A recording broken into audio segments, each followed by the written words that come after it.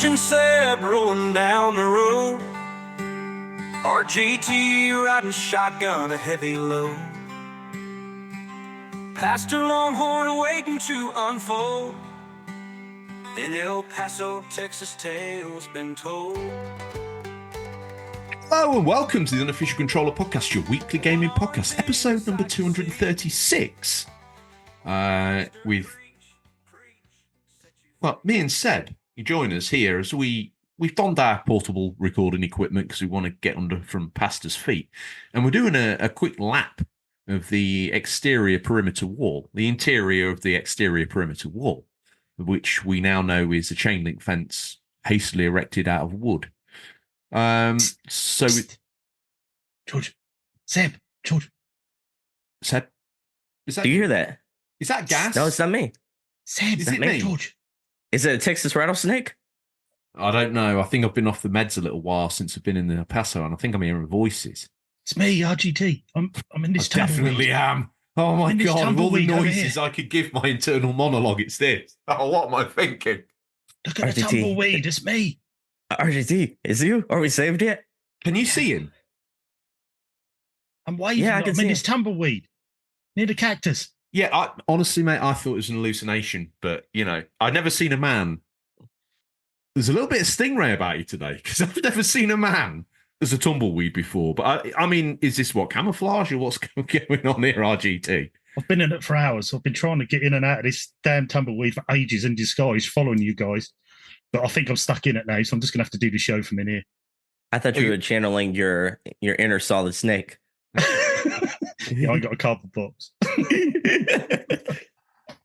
Whenever he's round us, he's channeling his inner solid snake. Seb, just think about that. So, okay, with this week, me, George, joined by RGT and Seb, who are, let's face it, PS5 pros to my dodgy-looking cornrows. How's it going, men? We're good. Very well, we're good. thank you. All good. The silence after that joke made me a little bit nervous. I was like, oh. If we're all good, we're all good. Let's swiftly move on. Gentlemen, a show hard up against a fence like this, as strange as it is to record amongst friends, separated by this border. I mean, some would imagine that if the show was a little bit more highbrow, we'd be using this to illustrate the dichotomy between rich and poor, but we're literally just using it as a prop to explain the law, why RGT's on that side of the fence and we're here.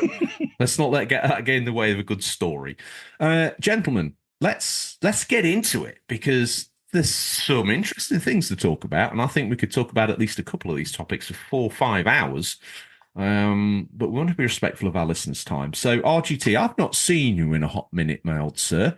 First off, how you doing? I'm absolutely wonderful. How are you? How's Great. life treating I'm you? not used to getting asked by my co-host, if I'm honest with you. But yeah, life in the cult is treating me well. And everything is good. But the most important question I think we all have as gamers, and let's remember Pastor's immortal words. What? And you guys call this a gaming news show? RGT, what have you been playing? I've jumped on Dave the Diver. Oh, look out. They might as well call me Longhorn Jr. on this show, because I'm converting all of you. I'm converting all of you people. Longhorn Jr. Hey, Converting all you people. so regale me and Longhorn Jr. with this tale of Dave the Diver, good sir. So many people have spoken good things about this, so I thought I'd jump on.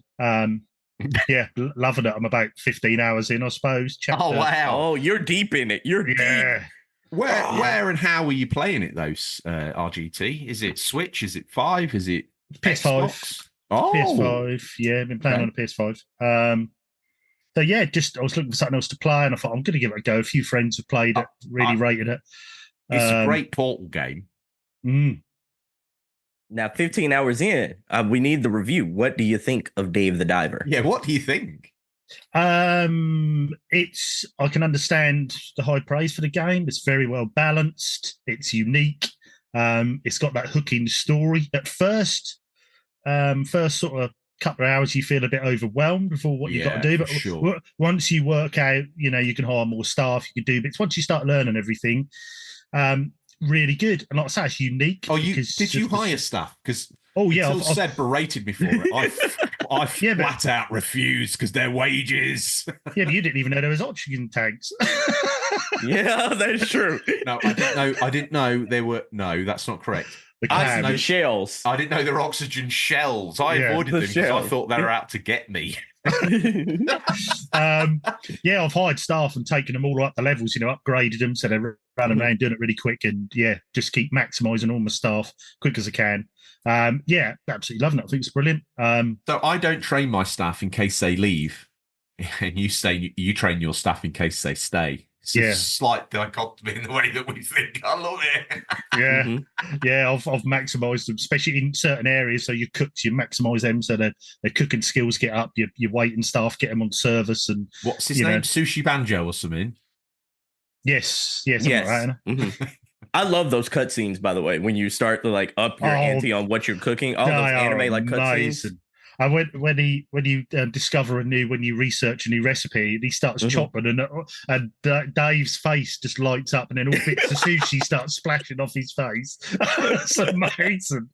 Oh, yeah, brilliant! It's so funny. It kind of, I've heard this sort of the anime things, but to certain people of a certain age, the art style in that game, I see the anime influences, but out of my head, I can't wipe an Atari ST Amiga kind of style adventure of game. drawing with that. Yeah. It's got that to it, which is a hook for me.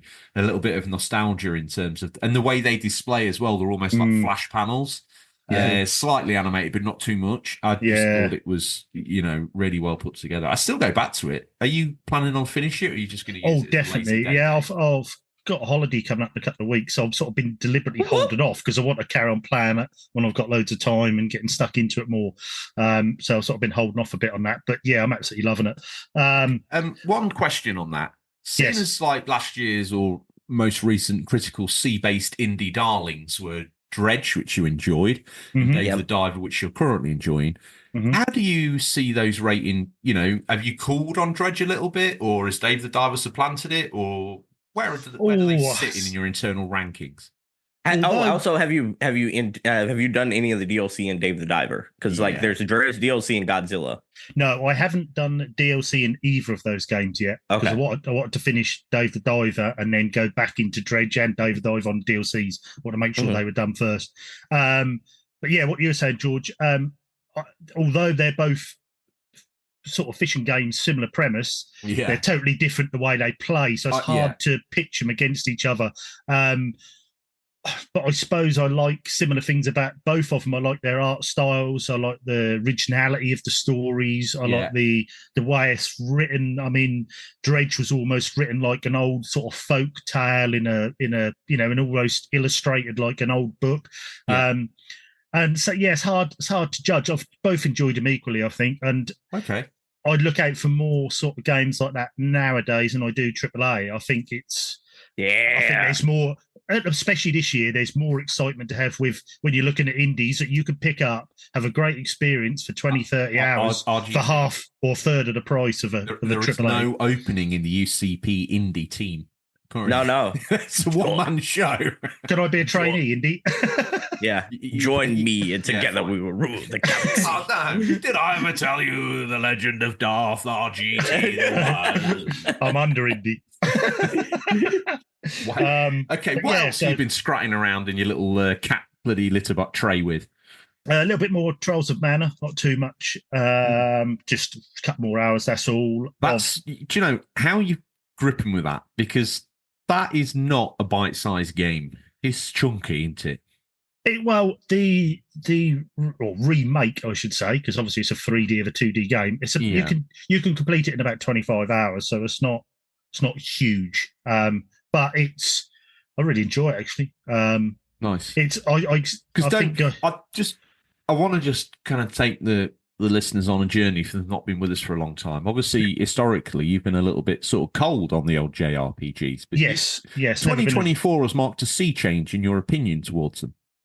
Yeah, I think I've always sort of said that, me and Seb done a show a while ago called Gaming Regrets, and that was one of my regrets that I didn't get into JRPGs early. It wasn't that I didn't like them. I just had friends that were all playing Metal Gear Solids and GTAs, and I never really went down that route. And then when I look back now and I see the people had these great adventures and experiences on Final Fantasy VII, and do you think your experience through British home computing actually kind of railroaded you into a certain? Because I feel like I got a SNES and started to try and get into these JRPGs, but we never really had the NES success, and kind of JRPGs were they were crushed in the UK shops. Yeah. Do you think that's had some sort of a steering towards your sort of muteness to JRPGs? Yeah, definitely. I think because you if the NES had been bigger over here, which I mean, I didn't know anyone with a NES. Everyone had Master Systems over here. But and saying that, I mean, you had some JRPGs on the Master System. Yeah, we had Fantasy Star and that. But yeah, I suppose it, especially on the lesser system, it's a slightly easier game to get into, and you go with that genre, don't you? And you follow it through, so it's not now. If you jump into a Final Fantasy 10 or 13 nowadays, it's a bit, and you've never played one before, it's a bit overwhelming with the amount of skill trees and bits and pieces. So it's a lot to learn. Hence, while I'm liking Trials of Mana, because, like I said to Seb, it's almost it's like a beginner's RPG. It's still pricey, and I don't know why I bit the bullet on it. I think I had some gold points left, but I'd definitely recommend that Pixel Remaster as another kind of inroad into it. Yeah, because it takes you up to the back doors of 7, really. Yeah, and then from there, where you want to go is totally your call. But not that they're related, really. But it's a nice kind of you see the progression of it. Yeah, and also you can get that original feeling and adventure, but playing it on your modern system. So I haven't got a lug of Super Nintendo around me. No, but, you've got to imagine really hard though with the Pixel remasters, like the 4K experience that a child's brain created on an American floor in 1984 with a NES was beyond what we're even. I'll just take my glasses off. That'll be fine. Yeah. The blurriness will give it that original CRT. The ultimate graphic upgrade. Just ditch the specs. Yeah, but I'm back to 84, baby. And then I've got myself, as you know, I've got myself an Evercade, so I've been playing Demons of Asterborg. Well, I know, and we've got we've got one of the lost El Paso tapes where this will come to fruition. Where I'll be honest with you, the longer in between recording that episode and releasing it, the more sweaty I get about my opinion of Evercade in that show. But do you know what? I'm owning it. Piece of tat. I don't want to waste my swear word early doors, but eat me. Get in community corrections and tell me why I'm wrong. I dare you. The thing I like, I mean, I've got the Versus one, which is the home console unit. It's very good. Because what's the other form factor? Handheld. You've got 2 handhelds, and they're now coming out with an arcade. But the good thing is cartridges fit all them systems. Yeah. So you just buy the same games they fit. But want to play Dizzy on an arcade? Knock yourself out. What the hell? No, the good thing is, right, and I'll argue this the actual system, I know people go on about their number and the spine, so that's just for collectors, all the rest of it. But there's 2 things that you've got to remember here. One, I know some of the older ones have gone expensive because the licenses have gone, but they release all the games at $17.99, or some of them have 10 to 20 games on, cartridges, colour manuals. On top of that, if you get yourself an Ambernick, or you get yourself a console where you can dump the ROMs on, you'll end up with 1,500 games, and how many of them are you going to sit and play through? You're just going to keep flicking through games. This is curation. You get curated cartridges. You can sit down, you've bought that cartridge, and you're going to play the games because you've only got, some of them are only just one game. You've got indie games, which have been made for the system. The guy's got that Full Void game, which is another one I want to play, which is a bit similar to Another World. Bit like that sort of game. Like you got the indie heroes. Yeah. You've got a flashback type story. Yes, definitely. So there's some indie games that are on there. And especially at the moment, as I'm obviously moving the shed, I'm not going to have a lot of chance of playing my retro stuff. So this is a little buffer. It's fairly cheap to buy. And the games are good. That plays well. I think there is a place for this in the market. And I really enjoy it. I know George is laughing. I guarantee, Seb, he'll end up getting one of these and give it a year's time. No. Best console ever. That's not what I'm laughing at. One of the things that you said tickled me. And I'll tell you what it was. What? Well, because I'm packing this shit away and moving it to new undisclosed location. Okay. And for the listeners, RGT Shed is his museum-like collection of retro and modern games, which literally makes most people's brains explode the first minute they clap eyes on it. The fact that he, like an addict, can't play his retro game. Yes, His other that's what I bought one. system. That's what I bought one. Dude, if it was in any other spectrum other than gaming, if you framed this around alcohol, people would be like, you need to get yourself.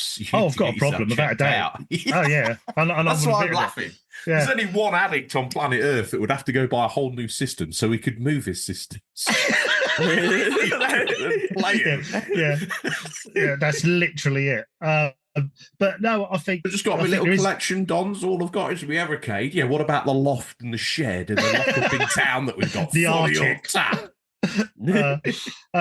But yeah, I think it is a great little system. I think it's probably more aimed at people who want to get into retro but don't want to play retro prices, but they still want a bit of that physical media.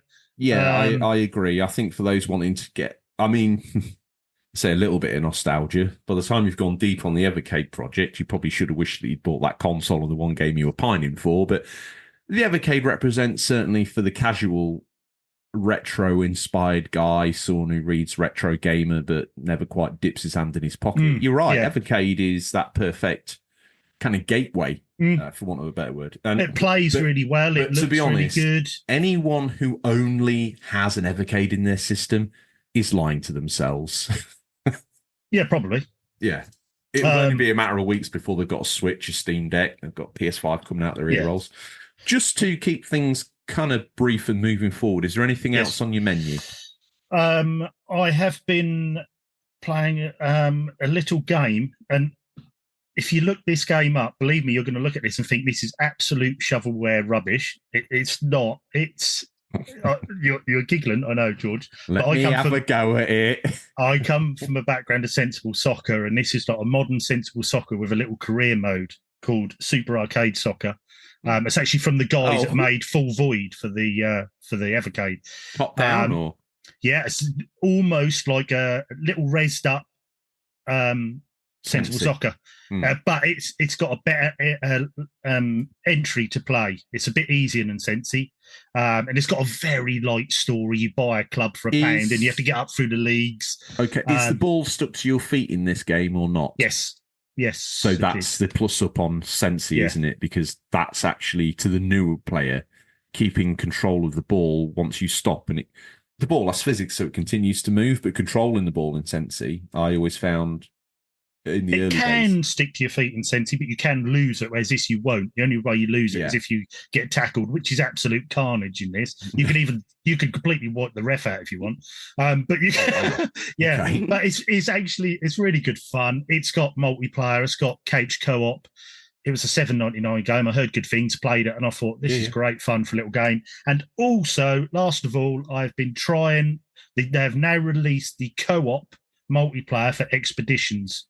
And I've been trying that. What's the matter, George?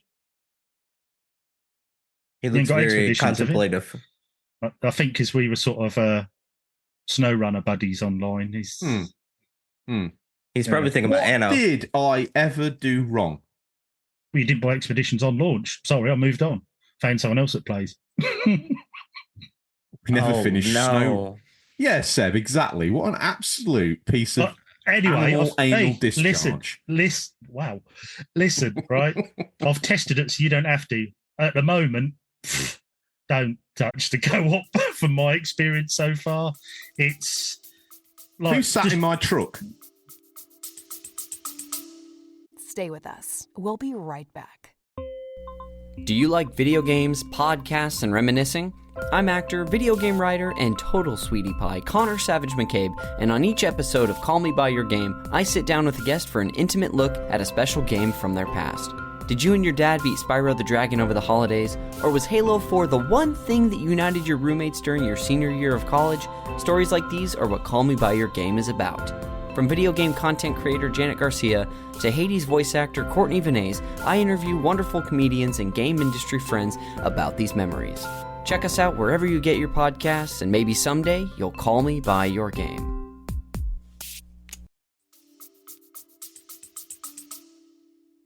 I'm not telling you. No, the betrayal. Piece of dirt. He's a better driver. But anyway, Unbelievable. Yeah, yeah. I've been- It's the problem with it is in SnowRunner, you'd jump in, you'd make progress in your single player game, and then you'd invite your friend in, and they could help you carry on. This doesn't cross over with your single player game. The thing And about with- SnowRunner was, I'm glad that they kind of said no to that because it moved forward the host single player game, Yes, not the person there. not the other person. So there was no benefit from being the joiner in SnowRunner. I actually think wiping the slate clean and you both work on a project together, I presume, is a cleaner way of it. Well, Come on, George. you You're still better do- than this. You still You don't load say up. the joiner. You say the unofficial controller. There's no reason to be the unofficial controller. You're right. I don't know what I'm thinking. RGT. Yeah. So the hot take is Expeditions Co-op is poopy. Yeah, but just quickly, briefly, you'll join in a game. You'll have all your trucks you've got from your single player game, but the progress doesn't sync up with it. And so far, we've tried 3 or 4 times to get this truck. It keeps saying it's saving the game, and you save the game. It's in a free roam mode, but when you go back, it shows it's saved, but it just takes you back to the base, and you're just back to square one. Nothing is saved where it was, so it doesn't even save your progress at the moment. There's no point in playing it because whatever you do won't be saved back to where you were, if you know what I mean. I just don't see no point. It seems. I'll tell you what you're doing. I'll tell you what your biggest mistake was. You didn't get George Haulage involved day one. Okay. We're specialists in heavy haulage. Yeah. I do need a bit of your big heavy truck in there, I think. Pulling me out of the mud. I don't know what that's saying for. I'll be honest with you. I don't think I want to find out. Seb, what have you been playing? Oh, hang on a minute. Hang on. I think you should go next, George, because I think mine is going to segue into bigger things. Okay, 1 second. RGT, yeah. He's like the Lone Ranger. Riding on down. Gonna be disappointed. Hidden gem. Dude, I've been taking singing lessons for the return of RGT's Hidden Gem. I don't know if you noticed. Can you get your money back? To be fair, he did carry a tune better. Thanks, Seb. Do you know what? That's of all the people to get incarnated in here with you are probably the kindest. Things have changed, haven't they? Things have changed. Yeah, they really have. You see how the cult life is treated? Yeah, you've spent too much time together. Yeah, that's exactly right. And there's me just sitting in the desert as a tumbleweed. Well, if you're wondering where Scotty is this week, we said we were going for our walk. Scotty tried to tag along, and Pastor was says, "No, it's your turn to be my footstool." So we left him on his hands and knees. I bet he jumped at that. He's been wanting that for ages, hasn't he? It wasn't quite the footstool Scotty had in mind, if I'm honest with you. You might have to rub that man's strong arm. Seb wants to know what I've been playing. Let's cut straight to the chase. There's many games I've been playing, but the only one of interest to anybody here right now is Star Wars Outlaws. That you're going to say Anno. Anyway, what you've been playing, Seb? Hey, listen, we have hyped Star Wars. Seb and I, and various others along the way, but Seb and I got most intense. I think we locked eyes and we had our faces about an inch away from each other as we feverishly beat ourselves to a climax of the release of Star Wars Outlaws. Not what you're thinking, you dirty dog. I can see you through this wooden chain link fence.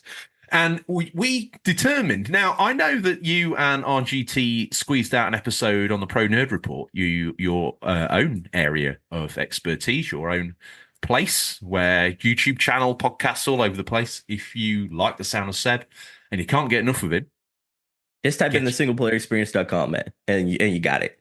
No one says it more eloquently than the man himself. So you arrived at the point where Star Wars was mid or worse. And I arrived at the game, I have to admit, nervous. The first couple of hours, I felt like the prophecy of the Chosen One was coming true. And then something happened. Oh, it flips. It does. Something happened. And I was like a 5-year-old on the carpet with my Millennium Falcon, my Han Solo that the dog chewed, and Chewbacca. And I was living my Star Wars dream. Now, I see the faults in this game just as much as anybody. I do. But my Star Wars nerd gives this game a 1 to 2 point boost because I love it. I see the flaws, they trip me up, they make me sad. And then I see something Star Warsy and I completely forget all about it. The ship I like. I don't like the scrabbling for skins. I don't like being sent to find a high-level treasure, sneaking around for 4 hours to find it's a skin for my speeder. Like, that's disingenuous to me. It does my head in, right? But the main part of the game, the main story quest line, very enjoyable.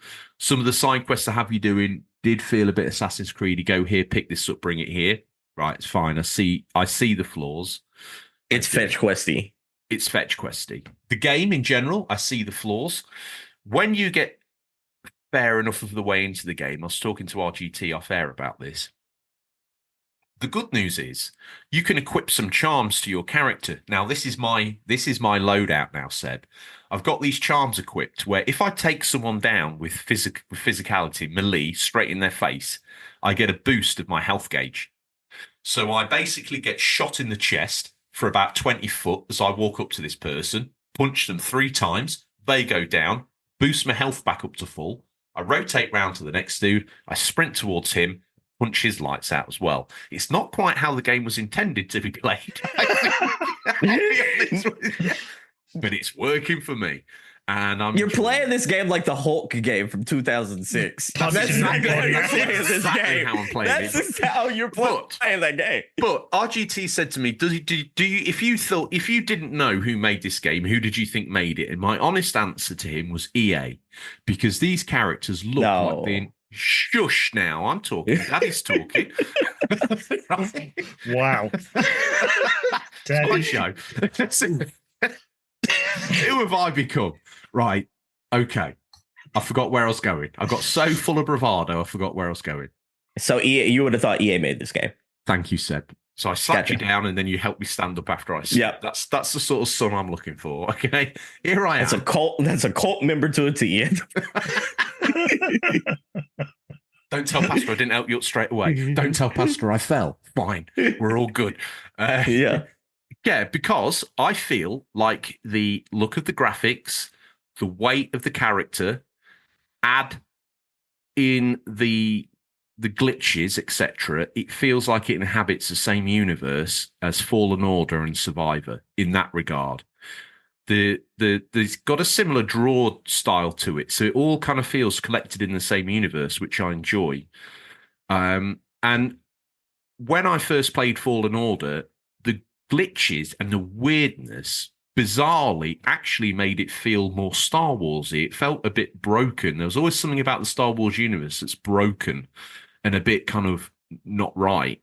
And some of these glitches actually pay into that kind of narrative of it feeling Star Warsy for that reason. So if you strip the Star Wars franchise off of this, it's a 6 out of 10 game. I think you and I, Seb, are completely aligned on that. But if you're a Star Wars fan and you add all that Star Wars paint back on it, it's an 8. That's what I was going to say to you. An 8? Is this? I was going to say, is this game going to be higher ranked for a Star Wars fan? If you're not a Star Wars fan, you come into this game. Is this a 6? Straight. I've been a Star Wars fan since the OG movies. That's all I kind of knew when I grew up. There were only those 3 films and the expanded books and stuff that you had to read. It was pretty hard going as a Star Wars fan.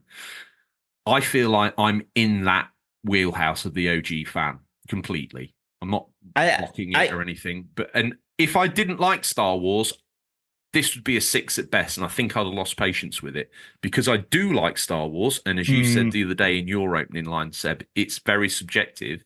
I do like Star Wars passionately, and that's why to be able to go to some of these places, like without doing any spoilers, I went to. Oh, I want to go over the Toshi station and pick up some power converters. You can waste time with your friends when your chores are done. Well, I went to Toshi station, right? And it was exactly as I expected it to be. And that Toshi station was cut from the original Star Wars movie. So I have seen stills of the interior. I walked into Toshi station and I was like, they've nailed it. This looks... And that's one of the things I have an issue with. The level of artistry involved in bringing this universe to this game is one of the most undersold aspects of it. Someone sat and built Toshi Station to minute set detail. And that's just probably only a very few people would understand what that would mean anyway. And you can, from Toshi Station, you can see the you can see Luke's farm. Uncle Owen Lars is the Lars homestead. You can go there. And again, without ruining too much, it's obviously empty and it's started to fill with sand. And I got there and thinking, oh, it'd be like a film set, no doubt, just as they left. It's exactly, and it wasn't. The passage of time of the two movies, the undisclosed amount of time between New Hope and Return of the Jedi, which this hard faces up against, left this place looking derelict and broken. And you can still see the scorch marks of, spoilers for a 1977 film, the scorch marks of Uncle Owen and Aunt Beru's burnt bodies on the floor. Right. You know, and I went looking for other things. Like I tried to find Obi-Wan's house, and it's, I think from my maths, and I'm looking forward to community corrections if someone finds it, but it's just off the map, by the. If they'd done just a little bit more, we could have gone in that as well. And I wish they had. But all that said, I see the flaws. It's a 6. I like Star Wars. I have to give it a bump because it lets me fulfill my Star Wars fantasies going into hyperspace. Jesus, if it was every Star Wars pop that I could imagine, I'd be giving it 10 points for that. I want to give it 50 points for Jabba's Palace. That was perfect. So RGT, pixel perfect. Yeah. So RGT, it's safe to say if this was a walking sim, like he'd have no difference of what this game means to him. If this was just like a tour of Star Wars, it would be perfect for him. It's like, but back to the original point. A 6 out of 10 game isn't a bad game. There's enough gamey stuff underneath to underpin this. I see what you're saying about the walking sim. I kind of see it. Like I see what you're saying, but there's enough gamey stuff here to make it way more than a walking sim. I think a walking sim would be a 6. It would be a 4 with a 2-point boost for Star Wars. This is an 8. It's a 6 with a 2-point boost. And that gamey stuff is enough to hold the Star Wars universe together and give you enough reason to go back to Kajimi. It gives you enough reason to go, oh, hang on, I got this thing on Tatooine I need to sort out. I'm going to go back there. And I'm not bored yet. Hold on. The hyperdrive. You never mentioned to me that you pushed the thumbsticks forward. But it's a cutscene, man. It's a cutscene. It's like, okay, so it's a cutscene that basically takes you from one system to another. Because in this game, there's four systems really, and then only 3 of them that you're actually able to like bounce back and forth between. At free will, yeah. At free will, yeah. So, have you can I ask you some follow-up questions? Yeah, you can. As always, Seb, I've been waiting for these. Okay, so follow-up question number 1. Do you think this is a better game, just a better overall video game than Hogwarts Legacy? Or is it a better experience because you're more into Star Wars than Harry Potter? I think it's the same. I was thinking this. It's funny that you asked this because I was thinking this. Great minds. Yeah. Hogwarts gets the same boost for a Harry Potter fan that I just described for Star Wars. I'm not a massive Harry Potter fan, so it kind of came in and settled around the 6.5 territory, 7. Maybe on reflection now it's cooled. Maybe a hard 6.5. Star Wars. Do you remember the critique of Hogwarts Legacy? We said repetitive missions, very, very still gameplay, a very good intro, but then it also faded quickly. This has the opposite effect of like the intro is really bad in Outlaws, but then it gets really good in towards that middle part, and the ending I think is like it depends on your perspective, but like it gets better as it goes on.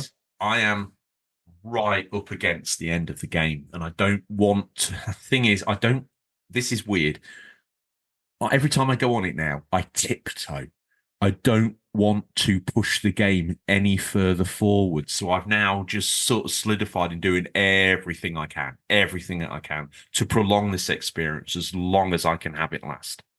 Have you gotten to the point where it says at the last mission, it'll tell you this is the last mission, you can't progress? No, I don't. I know that's around the corner based on where we are in the storyline, and I want to stay as far away from that as possible. I almost don't want the shield of this is a game to descend around me. And when I see the fourth wall breaking, just so you know, guys, even when they dress it up story, that when you do this, this is the last time you can come back. It's like, I don't even want to hear that. I don't even want to hear someone say it right now. I just don't want this world to ever close in on me. Okay. And here's my thing. and I think this is just an objective question. I want to get your curiosity on this. You say this is an 8 out of 10. Ubisoft did this. They did a really good job of making this game immersive. Like, this is, to me, this is the most immersive mid game I've ever played. Like, it's middle of the road, but it's immersive, and it really completes like the fantasy of an IP well. It's just, as a game and as the game mechanics, it's not very well constructed. Everything about the game part is mid. But then I tell you what it is, and I don't know why the game part of this feels rushed. It's almost like they sat around and drew a load of Star Wars characters, and then the boss man walked in one day and said, "Oh, I love all this. But where's the game?" And they went, "Oh, that we're working on that." Have you seen this R2? Boys, like, that's weird what Seb just said about that's how I felt about Hogwarts Legacy. If you can get the immersion into the subject you're doing well enough, you can get away with a 6 out of 10 game, because the fans will, you know, and I found out with Hogwarts how mid the combat was, how mid the story was, how mid your character was, but I felt like I was in Hogwarts. So even though I knew it was a mid game, I still wanted to play it to the end. That's really strange, because it actually locks you in, even though the game isn't that good. The story and the atmosphere is good enough to pull you through, I suppose. And I think just the same way. Yeah. Like, I think this is phenomenal. Like, as far as like the immersion goes, I think the music is really good. I think like that's the flawless. fact that I think the music is the best absolute thing about this game. It is Star Wars, but then it has like some modern ambiance to it. It has some like trap beats. It leads into Star Wars when it needs to, but in between those moments, it fills with a soundtrack that's. I'm going to get some flack for this, but it almost feels like it's straight off of the Disney Channel in terms of Mando, Book of Boba Fett, Ahsoka, that sort of stuff. The music and some of the lore and the characters that they build, it does feel like you're right in the midst of one of those Disney series. How did you feel about Han Solo: A Star Wars Story? What, the movie Solo? The movie, yeah. And this is the danger, you see, because I'm dangerous. I love that movie. Then you're gonna love this video game, because this video game is like very much Han Solo, a solo story, but then like it's also Uncharted, but it's also like 2006 Assassin's Creed as well. Yeah, and I can see the way that people would liken it to Uncharted, but the transition and the climbing in this game is rougher for sure. Yeah, and it doesn't feel like it comes from the company that did Assassin's Creed. Absolutely no way. There's times where I kind of jumped onto a climbable surface and then pushed up and down and pressed all the buttons, and my character doesn't do anything. Then I put the controller down, pick it up and press up, and it starts climbing. And I'm like, what's going on?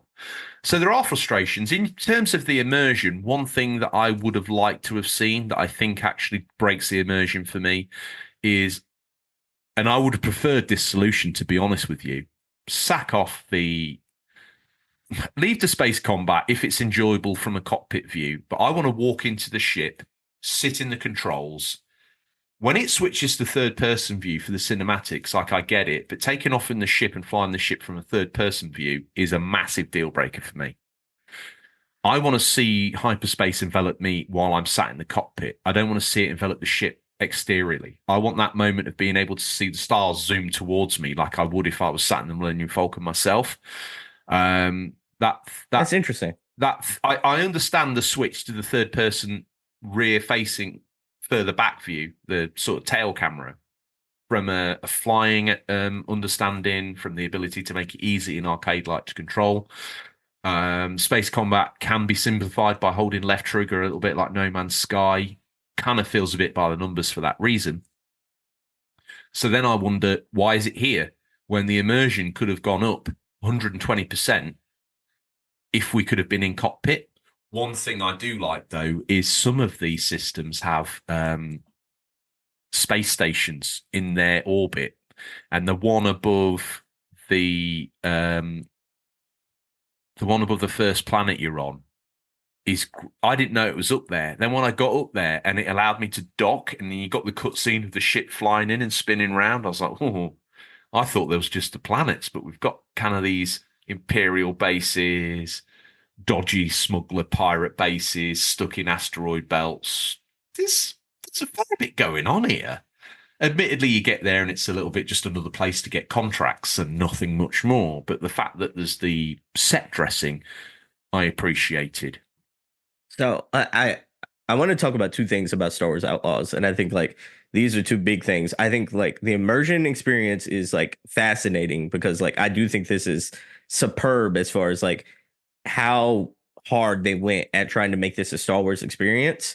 Especially with the music, the ambiance, even the themes of Star Wars are present here. It's also like the retro tech like aesthetic that Star Wars is famous for is like all present throughout here. They've nailed that. But it's like so like I think that's fantastic. I also think like the best parts of this game, unfortunately, are like stuff that it's only appealing to a Star Wars fan. And I think like if you look objectively at like, okay, is this a good overall video game with good overall concepts, or is this a good Star Wars experience? I think those are two separate things. Like, because I think like the two best parts about this game are the visuals and the music and Sabacc. Those are the two wildest, biggest, best things about this game. Dude. We didn't even go on to that. I love Sabacc. Sabacc is amazing, but RGT, have you played this at all? No, I haven't. Okay, so Sabacc is like a card game that's very similar to Blackjack, except like it has you're playing against three other people, and it has a robot in the middle that acts as the dealer. As you get stronger in the game, they give you cheats, and these cheats are like magnetic dice that can kind of help you as the game goes on. I win every time. I use my Sabacc chips. You know, you can throw a kind of like a game-changing rule on the table. You get 3 game-changing rules that you can throw on the table. You've got a myriad to pick from. I use those. I've never cheated once. I cheat. I cheat like I'm Ric Flair. Oh, wow. I cheat. Wow. If you're not cheating, you're not trying. I cheat like I'm Eddie Guerrero. The thing is, if you fluff it, they're onto you. And if they get onto you, you can get banned from that table completely for the rest of the game. There is no way back. No, they have a cooldown. So you have a cooldown. You can come back to that table. And it's they sell it like you are done. And I've never wanted to poke the bear because I like flying between the different Sabacc tables. No. As a matter of fact, it's like the NPCs in this game, and that's one of the flaws I think of this game. Is like the NPCs is like they are so forgetful. Like you can take down 2 people in an area, and then they'll just immediately, like after 30 seconds, forget like, oh, my buddy's dead, and I'll just move on and go back to my post. And Sabacc is just like that. Like you can, I think it's like an hour cooldown maybe in real world. So I'm like, you can. Yeah, you can make them mad and such like that and cheat, and then like an hour later you can come back to that table and you know they're your friends again. They're like, oh, you ready for us to take your money? And you're like, oh, I guess we've forgotten that I cheated you out of like 4 hands. If that's how it is, Boschnack or whatever his name is, I am gonna go hurt him. I hate that brain in a jar. Yeah, I understand that. Especially after that mission that you do with him. Ugh. What, where you escape? Yeah, and I think like that he played me like an absolute fish. Oh, he plays everyone, man. It's irksome, but like I think that's also a part of like some of the faults of this game. Is like you said, it feels like they have like a very short development window, which they do because they're Ubisoft. It's like they're encouraged to get games out every 3 years, like each team is. And so I'm like, I think if they'd been allowed to craft this until it was perfect, we would. That's where I think we would have hit like an 8. Yeah, with a 2-point boost for Star Wars or in 10 territories. Perfect. Yeah. I'm like, that's where I think we're like a sort of misaligned there, because I'm like, it is to me. I'm like, can you imagine if another studio, let's say like Sucker Punch, got their hands on this IP and they were like, you have to do an Outlaws type of game? How different this thing would have been. Thing is, it would be different, but there were times when the game gets it right, and I said this to RGT just before you joined and we hit record, Mhm. There's times where you're walking around and it feels like you're playing a AAA Sony exclusive in terms of the way the storyline and everything's padding out, and then you walk into a glitch and it reminds you that okay, I'm not doing that. But at times this sails very close to the sun of that kind of level of production value, bare minimum. And I sometimes think it is a AAA game, though. Well, yeah, but not one that's allowed to come when it comes. This one was coming this year, regardless of what they did. Yeah, for sure. And that is telling in some of the gameplay sequences that I find annoying because they've already dumbed down and nerfed the stealth infiltration elements of the first 3 hours of the game because people have hit the hard block, which wasn't that difficult because I'm about as stealthy as throwing a breeze block through someone's window. It's a bad stealth system, though. I think it's the complaints, though. The thing is, it's bad, but it's so bad that you can exploit it if you want to.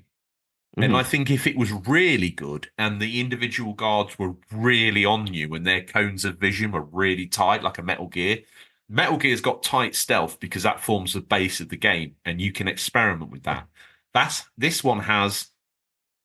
You remember the game Thief? It's a lot like that Thief stealth system more than it is like, like it feels like a stealth system from like the mid 2000s to where like before the Arkham games came into play. But I think I agree, but I think my point is that it's broken enough that you can get away with blue murder if you want to, and this is the Unofficial Controller Podcast term, Benny Hill it from one point and literally leg it as far into the level as you can get to activate the checkpoint or the radio communication that signifies that the game has hit a save. If you then get found after that point, everything gets reset and you've moved forward. I don't understand quite why people struggled with it so much when it's so, in that way, it's completely broken. If you just get up and leg it before they can either activate the alarm or go into a red status, you just walk through the base. That is immersion breaking, though, man, because it's like it's immersion breaking, but it's not progression breaking. And I feel like I felt a lot of the reviews are intimating that the stealth was progression breaking, which when I started playing the game, I was like, oh, God. I agree with you. It's completely immersion breaking. The way I'm playing the game with my fists and taking laser shots to the chest like a brute, that's immersion breaking, but it's my way of fixing the problem, Seb. It's, and I'm still lauding an 8 around here like it's confetti at a wedding. I don't know what I'm thinking or what I'm doing, but I've got so much Star Wars hotness running through my veins. I don't know what to do. I think that's a fair point, but it's like, so I think it also is like when they say progression, like there's a progression gate there. It's like, because it has that 2006 old progression thing of like, if you get caught in some levels, like the game, it's just game over. You have to restart that level over again or restart until that certain point over again. Now, it's like that. I think that's where they were. I know you're not going to want to hear this, but I've also had a thought about this. Kay Vess, we've never heard of her before. We don't know who she is. She's just some nobody. She's never mentioned in the films, never mentioned in the extended canon. How faithful to the lore would it be if she walked into a high-level Imperial base, or worse, a starship, and literally from the hip blasted every dude in there and had no heat with the Empire, had no heat with any of the gangs, had no heat? What it does do is it contains within the story lore of Star Wars your impact on the universe, is what I'm saying. I think it's implemented in that way for that reason. It's protection of the lore. I think that would be fair if they didn't put certain big characters in this game. I'm like, once you put a certain high tier character in this game, it's fair. It's fair criticism. Then I'm like, because once you start putting like main tier like cast members in this, then I'm like, I don't think they cared about your corner slice of the galaxy. Once you put a big tier character in this, it becomes like, oh, this is a big story. I'm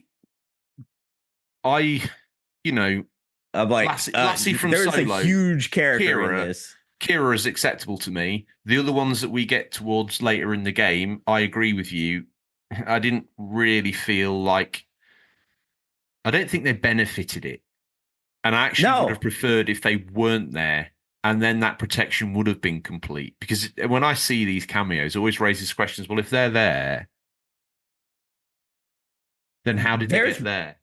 there's one character in this game and one particular situation that is like, if they're there, this whole mission would have been busted and this main character's dead. Like, if they're like, if you're keeping up with like the powers of B with this main character, you know, like if they're really in the same area with this main character, Yeah. it's a wrap. It's a wrap, you know, especially considering like some of the power scaling of Star Wars and such like that. I'm like, nah, K-Vest is dead. Absolutely dead. Okay. Well, scratch all that to one side. I think it'd be a little bit ill-placed for me to talk about any other game. So I need to ask you, Seb. Now, this comes with a precursor. You said you wanted to talk about Game of the Year contender. I'm excited. What have you been playing? I think so. Not to ramble on, there's a couple of games I've been playing, but I'm going to focus on the two big ones. Star Wars Outlaws. I did wrap credits. I spent 27 hours into this game mostly because of like Sabak. Like Sabak should be its own like side game at this point. I'm like, going to start a Sabak podcast. Oh man, I'd join that in a heartbeat. But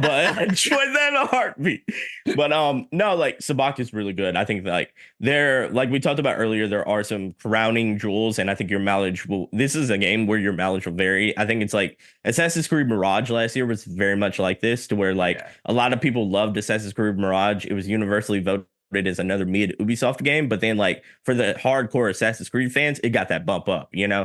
So it's like it is one of those. Yeah, it's one of those things to where I'm like, Ubisoft is like in a weird, cool position to where like they're starting to hit IPs really hard to where people care about them and give them that extra bump. Like the Avatar game, for instance, it voted universally mid, but for Avatar fans, it was like the most immersive Avatar game. You know, I think that's kind of where they're living at. They're getting away now. with Blue Murder by hoovering up some of these franchises. I think Avatar was always going to be a bit mid because the support for Avatar is obviously nothing to the global phenomenon that Star Wars was, and adding that franchise to their slew of game releases can only ever benefit them. And if we ever get a retread, a sequel, or whatever, I'll be interested. I say that with trepidation because it wouldn't take much to think that you were dressing this game up for a sequel, and it would completely miss the mark with me.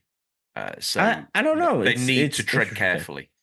It's interesting. I think this game, like, you know, Star Wars Outlaws came out, and like, unfortunately, the Ubisoft stock prices has been absolutely drugged into the dirt because of like a lot of things going on with Ubisoft and the reception of this game. So it's like it's crazy. I want to talk about the other game I've been playing though. So that was Game of the Year contender. What's next? Yeah, that one's Game of the Year contender over this next one for sure. The next one is a little bot that could Astrobot. Like Astrobot, I think like George and I especially have felt like this year has been a little heavy into the Japanese JRPG and RPG scene. And I think like a lot of the games have sort of, I guess you could say, cast a shadow of one another. They sort of like all of them had this one big spotlight instead of having individual spotlights. Whereas we've just kind of shone generally in the area of these games, didn't it? As you say, but without, and even things like Persona 3 Reloaded or whatever it was, probably didn't get the shine it needed. Shame. No. So I'm like, it is.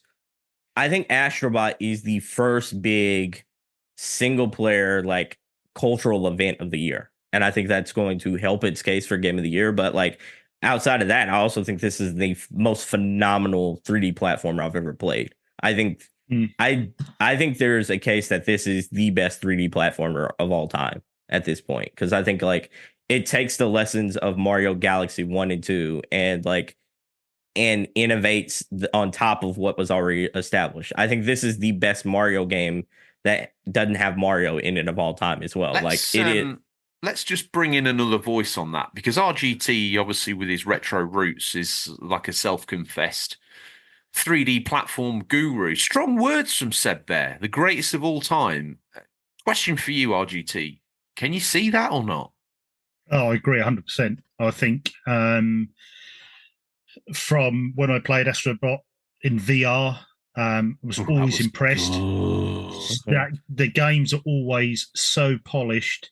They're so good. You've got that next-gen boost of the controller, your haptics. There's nothing like this game for the haptics they use, and there's nothing which is as good as this as a 3D platformer. I said this 2 years ago that I think Astrobot is the best 3D platformer out there. People shot me down. No way. You'll never overtake Mario, blah, blah, blah. Sorry. I am sorry, but Astrobot is just, it's just a absolutely brilliant world. I mean, I haven't even started the new one yet, and I know it's going to be amazing. It's the music they have in these games. It's the nostalgia. It's the character that you just can't help but fall in love with. Mm-hmm. It's the haptic feedbacks. It's you're part of it. You just want to keep playing. It's polished. It looks good. It just great, feel good, happy games, and they've nailed it. And by the looks of this and the reviews it's getting, I think Seb is right. This is really up there for game of the year, especially so far what we've had this year. I just think it's an absolutely brilliant game. And well, even if you just throw its aggregated critic score at it, it's game of the year contender on a pile of other corpses, really. I mean, you got Final Fantasy VII by like part 2, but I think that it has homework attached to it, and I think that like that's the thing about this year. It's like there are contenders, but every one of them feels like they have asterisks next to their names, except for Astrobot. Like, you know, you look at Stellar Blade. It has like its own like cult like fan base. Tekken's a fighting game. You kind of throw that out there. It was also at the beginning of the year. Like a Dragon has homework attached to it. So does like Final Fantasy. Persona is a remake. You know, like there's so many good games that came out this year, but all of them feel like pretenders. You know, like, and if we're looking at a solid like the best games of the year, half of them are going to be indie games at this point, which I don't think is a bad thing. I think that's the direction we're going in. It's just like game of the year has always been AAA, you know? It's like, and in this case, it's like Astrobot is that first big game to where everybody universally that plays it loves it, and they can just pick up and play without having to worry about, did I miss part 1? I'm like, you know, like, is this accessible for everyone? And you know, there's a whole lot of things you think about when you pick up playing a new game, but like this game is like universally beloved for a reason. Like they have gimmicks in here just like Mario does, but like I feel like in a lot of the recent Mario games, from Mario Galaxy on up all the way through Odyssey, if we're talking about the 3D side of the fence, it's like all of them have gimmicks that they almost overuse, and they kind of get old as the game progresses. You know, like I found that in Odyssey, to be honest. Yeah, when I got through to the final boss, I was actually grateful because I was kind of a bit done with it. Yeah, I think that's a criticism of Mario. I think like once Mario in every single game right now has like, this is our big gimmick for Mario this year, and they nail that gimmick hard, but then they also like grind into the dust by the time you're done with it. I think Wonder was a lot of the same way. I think like the levels of Wonder were creative, but like they grinded that gimmick all the way through the dirt. Astrobot has a gimmick for every single level, but every single level is different, and it's like they have a gimmick for it, but then they don't reuse that gimmick for the entire another level in that game. So I'm like, even if you're saying like, oh, I hated this, I didn't quite get on with this gimmick, you only put up with it for about like 60 seconds, and you're on to the next one, and that next one is probably going to blow you away because it's like it's well thought and amazing, even if like you don't like the gimmick of each and every level. And I said this about Pizza Tower, and I think like Pizza Tower and Astrobot are so close because every level is just different. Like, I think that's every level is well designed enough to where each level has a gimmick, and there's 80 levels in Astrobot, man. 80 levels, and each one of them are curated. Each of one of them have like special mechanics that go with it. It's like an Astrobot for the I don't know how to describe it. The Astrobot for the PS5, the native one. I don't remember what it's called now. It's like, I think like the monkey, I didn't like the monkey climbing mechanic to where like you had to like swing over and then grab something as the monkey, as the monkey bot. Like that was present here for like a split second. And I was like, oh, I don't like this. But then like it's gone and it never came up again. And I'm like, oh, okay. I'm like, I think that was the most egregious DualSense element of that game. What were you saying, RGT? I was just saying, I also, you know, we've got to remember Astrobot was just a tech demo back in the day, but it PS4 proves, and this proves that if you get a studio that actually does things correctly, So you cover all your bases. You get really good music. You make a great fun game, and you know what genre you're doing, and you absolutely maximize it.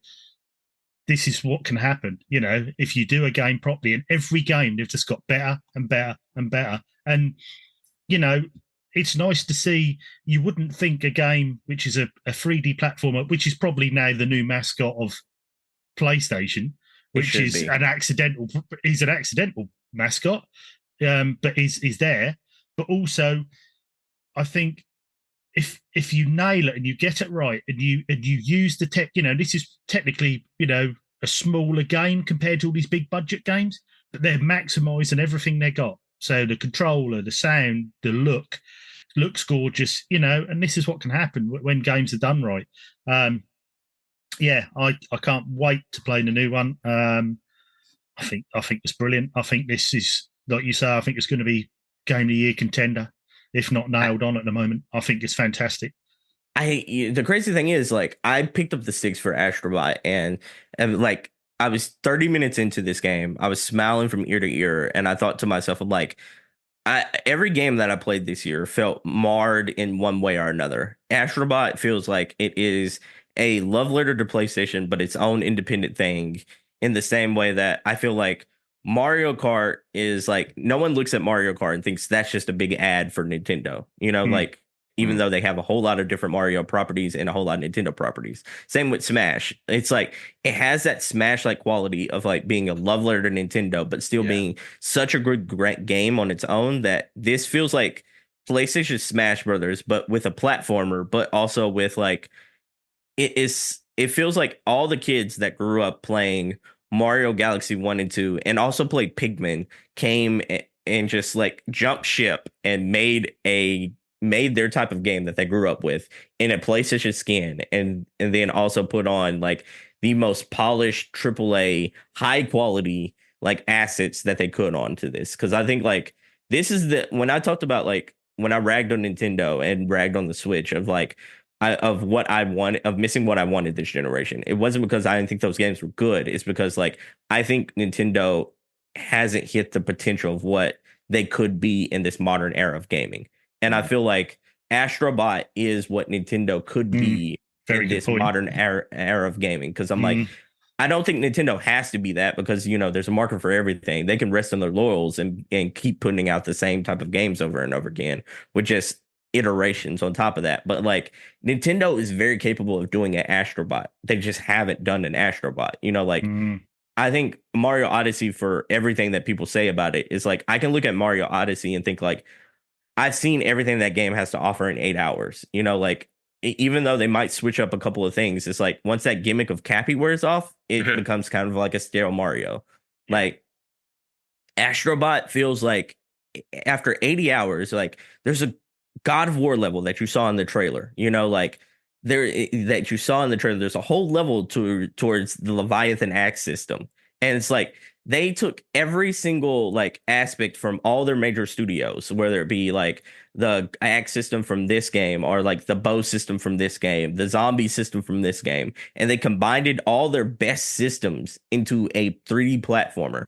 Whereas like, I feel like one of the criticisms I had of Star Wars Outlaws, it feels like some of the most like middle of the road systems from Massive Shooting, which is like the Division team, from like the worst Assassin's Creed climbing, from like the worst part of like, this and that is like was represented in Outlaws, but it was upgraded by the immersion. Like Astrobot feels like it is taking the best systems from all the different PlayStation first party studios and saying like, here at Team Asobi, here's our best systems, use it as you see fit. Because I'm like, there's a level, I promise you, there's a level I played in this where I fell in love with this IP, and I thought about you, RGT, because there's a whole level dedicated to an IP that I was like, the RGT is going to lose his mind when he plays this. RGT is going to lose his mind when he plays this. I think I might know what that is. I saw a little screenshot the other day and I thought, no way. And the whole level is about this. The whole level is dedicated towards this. And then like, they even do it one step further, because they add like, they have the Astrobot music, but then they add in a little bit of that themes from the IPs that you love in every single themed level of this. And you're like, oh, snap. Oh, man. It's like, can't wait. Listen, it. I want to drag this story a little bit deeper, if I may. It's time for Yeah, the go news ahead. to scour the very darkest of the regions of the internet to bring you the latest stories. First up, gentlemen, there's only one story to talk about this week, and Astrobot plays its part. It's the unveiling of the PS5 Pro. Sony this week has unveiled its upgraded PS5 console, the PS5 Pro, in a technical presentation hosted by system architect Mark Cerny. The enhanced system will cost $699 or $699 British pounds, and releases on the 7th of November 2024. The video unveiling of the console you can now go watch on YouTube. It ships without a disc drive, notable absence, but you can buy a detachable disc drive option from Sony. It includes a 2TB SSD.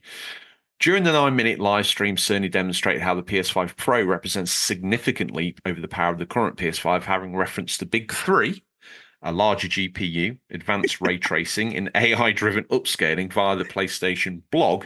Here's how Sony details them in their own words. The upgraded GPU with PS5 Pro, we're upgrading the GPU that has 67 more compute units than the current PS5 console, 28% faster memory. I feel robbed. Overall, this enables up to 45% faster rendering for gameplay, making the experience much smoother. Advanced ray tracing. We've added, in their own words, even more powerful ray tracing that provides more dynamic reflection and refraction of light. This allows rays to be cast at double and at times triple the speeds of the current PS5 console. Considering the ray tracing we've had so far, doubling and tripling zero. It's not been a while since I've been at maths, but I still think that's zero. AI-driven upscaling. We've introduced PlayStation Spectral Super Resolution, which they're calling PSSR, an AI-driven upscaling that uses machine learning-based technology to provide super sharp image clarity by adding an extraordinary amount of detail. In the release, we got some ideas of the developers that are working on games with PS5 Pro patches, and I've collected them here for us to all get our teeth into. So we'll be seeing a PS5 Can I read about like Stone Cold Steve Austin? Yeah, why not? Let's not let that get in the way of a good impression. We got Alan Wake 2. What? Assassin's Creed Shadows. What? Demon Souls. What? Dragon's Dogma 2. What? Final Fantasy 7 Rebirth. What? Gran Turismo 7. What? Hogwarts Legacy. Oh, I need a beer. Horizon Forbidden West. What? Marvel Spider-Man 2. What? Ratchet and Clank Rift Apart. What? Oh, man, I tell you what. The crew of Motorfest. What? Yeah. First Descendant. What?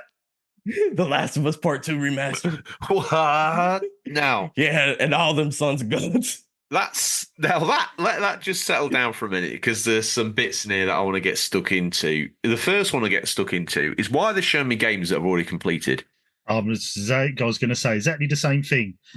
I've got to buy a system to just replay the games I've played in a better quality. Yeah. So Alan point? Wake 2, already out.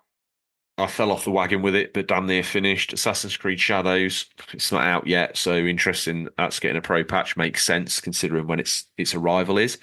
Demon Souls, that's a launch game for God's sake. Dragon's Dogma 2, if you're still playing it, well, okay, you might get better resolution. Final Fantasy 7 Rebirth, yeah, fair enough. I was expecting to see the Final Fantasy title in there, but noticeable by his absence. Gran Turismo 7 finished. Hogwarts Legacy done. Horizon Forbidden West done. In fact, I've seen every single inch of that. Marvel Spider-Man 2 done. I've seen every single inch of that. Ratchet and Clank Rift Apart, same deal. Crew Motorfest, no, not played it. Versus not played it. Last of Us Part 2, Last of Us Part 1 should also be wrapped up in that. Finished them both numerous times on every single different iteration of platform they've ever been released on. I've been loyal to that franchise. I mean, but wow. You've been loyal to the PlayStation. You bought VR. Yeah. Here's another point. If I bought VR, I might be front and center for the Pro, but I don't know what you guys think about the Pro. Me and you have had a bit of a chat off air, George. Before they released, we were tempted with Pro till we saw the. Listen, I still need people to join the Discord to talk me out of RGT, because you know what I'm like. At the moment, I'm not touching this. I think they're so far off the mark with this at the minute. I think I don't know what they're thinking. I really don't. The price is ridiculous. You're not including the disc drive. I know I'm biased. I've got a big physical collection, but they should at least have two models, one with a disc drive, one without. I'll With tell you where I'm getting add-on. RGT. I regret buying every physical game I've bought since I bought the Portal. Yeah, I can understand that. But what would be your reasons to actually buy this? Is you've got no games you're really going to play on it. £700. You've got £80 if you want a disc drive. You don't even get a stand, which is more. I mean, you're going to be in the hole for what? $900. £900. And if you're in Europe, But the better Euros, graphics. well, not even that better graphics. You're just going to have 60 FPS on a 4K game, but that you've already played. I'm sorry. I just. But better graphics, RGT. I think they're just why this is not the time. You could understand the PS4 Pro actually made more sense at the time. This Did it?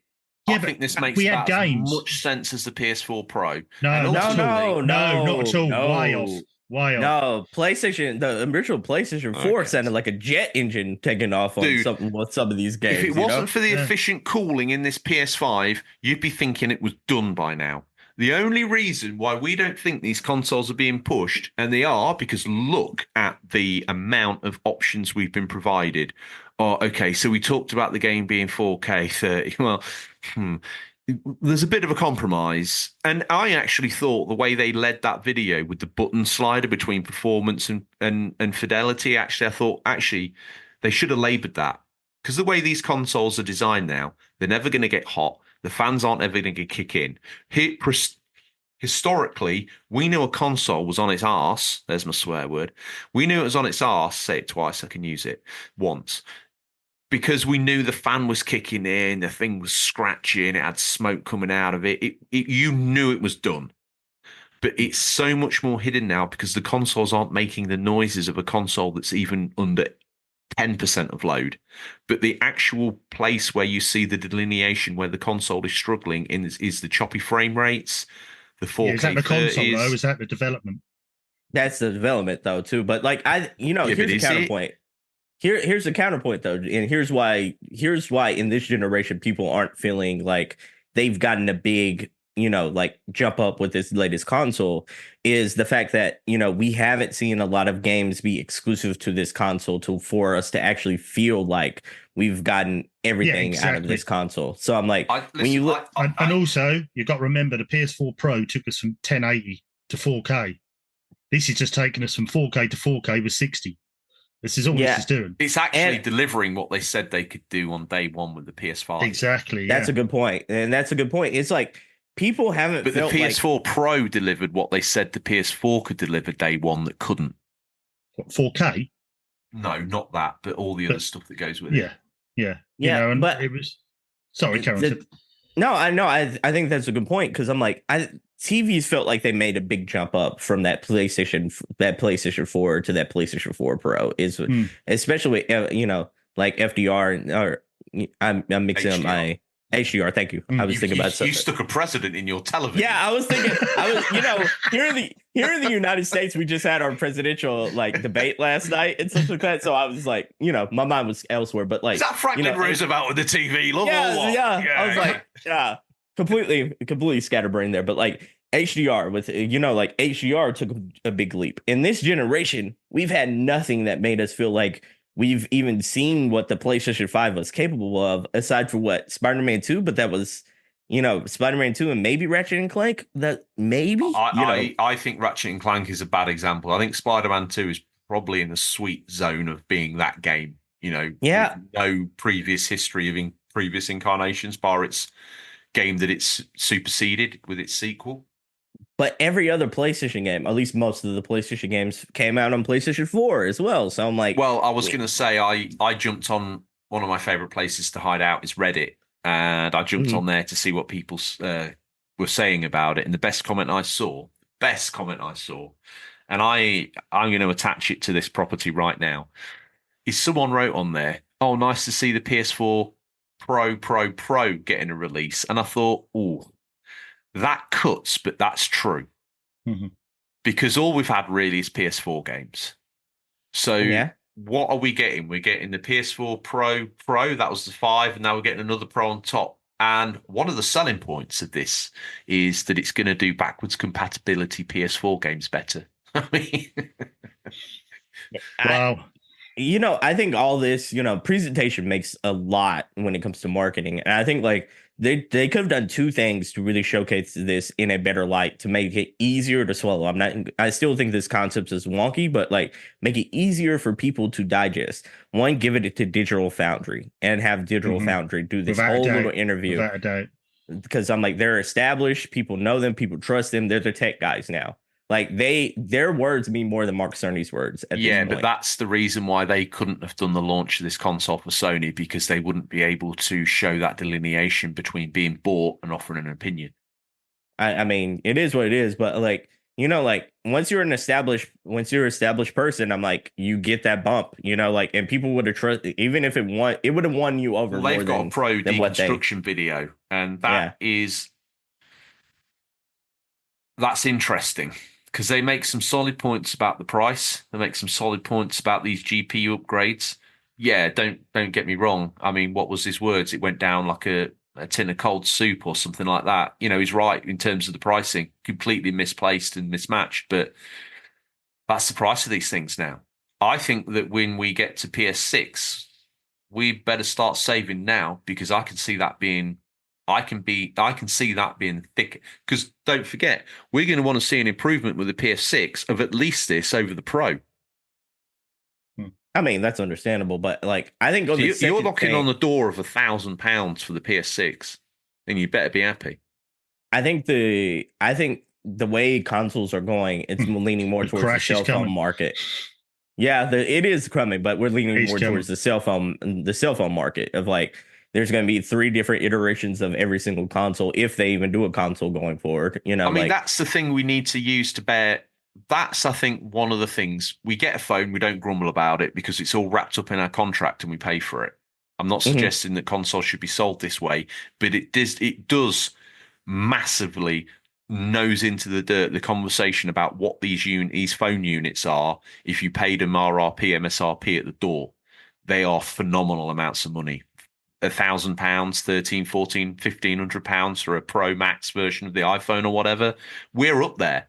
And yet people look at this, a Pro, and they're like, 700 quid's too much. You're walking around with nearly £2,000 in your back pocket. You're sitting on it. It's got a cracked screen. You don't even bat an eyelid.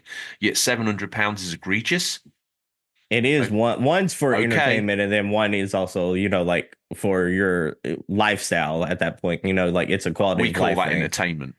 Yeah, it is. It could be entertainment, but it's also, but it's just, it's also your phone, your GPS, it's everything. 700 for something that is, what is it actually offering us? I've said this before. I think if they'd have weighed in with a game that we'd never seen before, that was pumped for Pro and had us literally dribbling, I could get on board. Seb, you've seen something? What have you seen, sir? That was going to be my second point. If they wanted people to digest this easier, 40% of people would have not batted an eye at even probably the price. If you showed this with a new GTA trailer, you showed this new GTA trailer. This is what you have with the PS4, PS5 Pro. Yeah, that would have literally melted the internet. It would. And all of a sudden, people wouldn't be talking about, oh, it's too much money. People would be talking about what they were going to sell to get this. So they could play the best version of GTA 6 that will be available next year. I totally agree with you. And I also believe that there will be more story to tell when we start to see GTA 6 running on the native base consoles of this gen. PS5, Series S. God, the Series S one's going to struggle. I like the Series S. I think it's one of the best moves that Xbox have made in a long time. I'm not totally convinced. Well, it isn't. I'm not totally convinced about the way that's framed up this gen to the lowest common denominator, but I think in terms of accessibility to gaming as a platform, it's definitely Xbox, right? I think that argument's sound. I think the development side of it is the ugly head of the Series S. Completely. But when we see base PS5 and base Series X struggling, or we see that the PS5 Pro version has way more fidelity drawing ability. It's got way more NPCs on screen. You know, the fidelity level is still maxed out when you're 200 foot in the air and a hang glider or something daft. You know, these are the examples that should have been used, or one of their own exclusives that they got behind the scenes. Imagine if, let's say, they couldn't get GTA 6, but they built a vertical slice of Wolverine running at Pro plus some. That might have been enough, but I don't see anyone getting giddy about playing Horizon Forbidden West again with slightly more pixels. And some of the shots they use to illustrate the uprate in graphics, I don't know whether I'm getting older or not, guys, but I struggle to pick between the two. All this shows to me is the uprate in graphics is very, very minimal. It's all they've tried to do is to do, like you said, which they promised originally and haven't delivered, is 4K 60. This is a 4K 60 machine. This is all this is going to be. Is it going to be massive graphics upgrade on the PS5? Personally, no. Not in my, Well, if they let it run without the leash at 67% more GPU compute and 28% faster memory, yeah. I think they missed the opportunity here to introduce like that. You know how Insomniac has done a splendid job of giving you like 3 different frame rates, in most of their games now. They have the middle one, which is, a steady 40 to 45, but it still gives you the high fidelity. I think like this should have been that introduction to that 3rd frame rate more so than just, and by the way, they used the word targeted. They didn't say every game's going to be 60. They said we're targeting 60 in every single game. See, this is what worried me, that the PS5 is supposed to be able to do 4K 60, and developers haven't been able to hit it. No one's been able to do that. I do believe if you get back up in the loft and drag your PS5 console down. Oh, it says 8K on it. The box alludes to 8K. I've got it next to me here. Yeah, it's got 8K on. And I'm now thinking, well, is this console for us to get 4K 60, or is this console for the developers to try and be able to get 4K 60 because they haven't yet? Now, is that the hardware or is that the developer? Every time you give a developer a chance to add more graphical widgets to a game, they're going to do it. Every time you add a graphical widget to the game, the one thing that has to sacrifice is frame rate. If you give them more power, they're going to make the graphics pretty. We're still going to be playing a 30. Well, that's the issue when 75% of people are selecting performance mode over fidelity. So they really should be aiming at performance mode rather than the graphical mode. I took umbrage to that because I struggle through on fidelity because I just want the best graphics possible. That's why I play on. I always play on performance. I love the best performance, and some of the games. I bounce back and forth myself. Yeah, I struggled. I struggled with that choice. Get good with glitchy controls. Oh, I remember I started Guardians of the Galaxy on performance mode. I went back to fidelity mode, and it was almost unplayable. It was so jank with the bad frame rate. I was like, no, I'll go frame rate. Same with Ratchet and Clank. Now Ratchet and Clank still looked it looked gorgeous, but the thing with me is the downside in graphics is very minimal compared to the downside in performance. If you go from 60 to 30, that's a lot bigger problem and noticeable rather than going from fidelity to performance, if you know what I mean. That middle ground is perfect to me, where you get that high, where you get 40. I think 45 is like I can feel that without having to feel like I'm back to 30, but I can still get that high fidelity. I suppose it depends on game as well. If it's a high action game like Guardians was, and you're on 30, it was tough going. Yeah. So anyway, are you guys going to be ordering this then? I bet George is. I still need talking out of it, but if no one talks me out of it between now and then, and UCP delivers me delicious Bobo, aka bonus, I still want to be married, so I'm out. I can't justify this with my wife. This is the sort of activity I need to take action on now because I probably won't be getting away with it in 2 years' time. I sort of slept overnight on this before I wanted the price come out, and I was talking to Mrs. RGT, and I was like, that's a big chunk.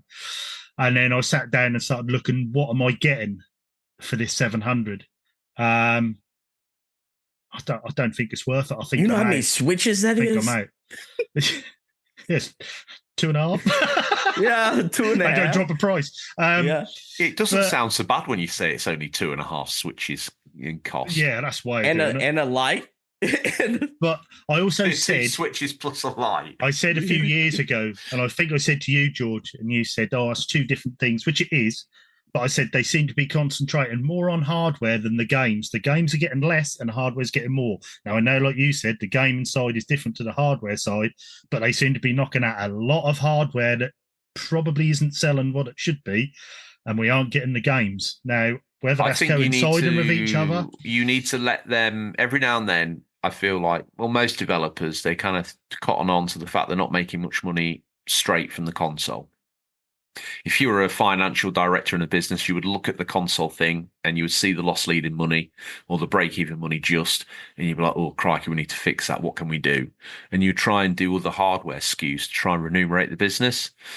I mean, you're selling your consoles in the hope that you can get an attach rate of games on there to 2.5 games for attach rate. It's never that much. It's not that much money, really, in the life cycle of the console to get money. I can understand from a certain point of view, because if you've got however tens of millions of users is currently and don't on forget, PlayStation ecosystem, we are the extreme end of the user experience, because there's me and Seb had I don't know if you were here or not, but at the other end of this, you've got the spectrum. You've got someone who buys maybe 1-2 games a year, the annualized sports that they're into, and maybe a COD, or if it's a tentpole year, they might get a GTA as well. Yeah, so I can understand if you've got a massive user base, which they have. Yes, I can understand in some ways producing hardware, but you also need to produce the games as well. You need games to play on that hardware. You now release this mega expensive console, the most expensive console you've ever released, and all you're saying is, "Oh, you can play all your old games from 3 years ago on it." Would it have been? Would you be more open to the PS5 if, as I said, I wanted to see it hewn out of marble? This is crazy because needed to be different. It needed to be, if it's going to be a pro, give me something that is not only powerful but aesthetically very different as well. Something that establishes me as a pro user. Something that I've got a console that's made of marble. It doesn't look like anything you've got. It's got copper strip inserts. This thing looks like flipping crazy. If they'd gone out there like that with this, would you be more interested, or would it still be a flat no? It'd be a flat no. What would be interesting to me is if there was new games coming out that really, you put them on that pro and think, oh, yeah, I need one of them. I need a reason and a game to play on it. You can't tell me that a game from 3 years ago is worth me buying a £700 console so I can play an old game that looks better. You're like, bring some games with it. And then, you've got to get down. What? Pasta's doing a lap. Oh, no, I'll get back in the tumbleweed. Okay. I don't think we've got any community corrections, but what? Pasta, you well? Nice. Yeah, absolutely just getting our fizz in. Your strong arm looks great, sir. Yeah, I think it does as well. Yeah, I said it first. I said it loudest anyway. Love you, Pasta. Did we miss anything? Or do you have an opinion or take on the news we missed? If so, RGT, how would the collected masses interact with us? You can, if you want, you can send an email to questions@unofficialcontrollerpodcast.com. You can DM us on Instagram or X. I even done an X with my hands there, like X. Which is cool for school. Yeah, well, because people don't call it Twitter anymore. The youth call it X now. Or you can go on community. Well, they probably don't know. Or you can go on our Discord on Community Corrections and tell us how mad I am for not buying a PS5. Seeing as we cater so hardly for our actual audience, which is 18 to 25 or whatever it was as identified last week, we probably need to get on Snapchat or something, don't we? Because we're on Twitter with their grand. We might as well have a Facebook page at this moment. I mean, we'll get on FaceTube or Ubook. The UCP's social medias. The head of social media. Listen, while he's got his back to us, it's time for a peek in what we affectionately call Pastor Longhorn Smock, what's settled between some cult paraphernalia and a dodgy copy of Battlefield Earth this week. These are new release highlights for the week September 16th to September 22nd, 2024. Listeners, these are out digital, physical, or will be by the time this podcast in your feed, but could be. I'm not even joking about this. Could be region dependent. If you're listening in Nigeria, I love you. You've made us the #1 show, not only in video games in Nigeria, but in the leisure category as well. Thank you so much for identifying us as the unofficial gaming podcast for Nigeria. Honestly, guys, I'm blown away by the amount of love that you're showing us there. And I really like I said to the guys on the West Coast of America recently, I want to hear your voice. I want to hear your voice. So many of you listen. You're not represented in the socials or on the Discord. It's time to claim your space and make this show what you want it to be. So thank you again to everybody out there in every country that listens to us, but particularly Nigeria this week, where you've smashed it for us guys. And not just this week. We've been riding high in the charts with you for probably the vast majority this year, and it's significant enough. And thank you. While he's got his back to us, RGT, do you want to give the cheeky little pasta a reach round? Yeah, I better make sure I've got my teeth in for this one. No, you're meant to be quiet. Steve might know it's you. Oh, sorry. I better have my teeth in for this one. Use my hand. Use my hand. Okay, hang on. Use your hand. Hang on. No, get the game. Oh, sorry. I wonder what that was. I thought it was a funny feeling game. The Plucky Squire, PC, PS5, Nintendo Switch, Xbox. Yeah, boy! September 17th this year, obviously. We're blowing this man's cover. Shh. Keep it down. Storybook characters discover a three-dimensional world outside the pages of their book and must jump between 2D and 3D realms to save their friends in this charming action adventure. Right, I'm just going to go back in my tumbleweed. Okay. Seb, do you want to give the pastor a little reach, or? I would prefer not to, but I do what I got to do to survive in this cold world. The next one, let me see. Oh my goodness, it's so squishy in here. Just get the game and get out. It's moist, man. It's moist. The more you play with the squishy thing, the more it's going to get more rigid and resemble the game. So just grab the stiff thing now and get out. Everyone. Okay. That noise. All right. It doesn't get better. It doesn't get any better. All right. What is this? Intoria. I've actually played this game. Whoa. Inotro, the last song for PS5 and PC, September 18th, 2024.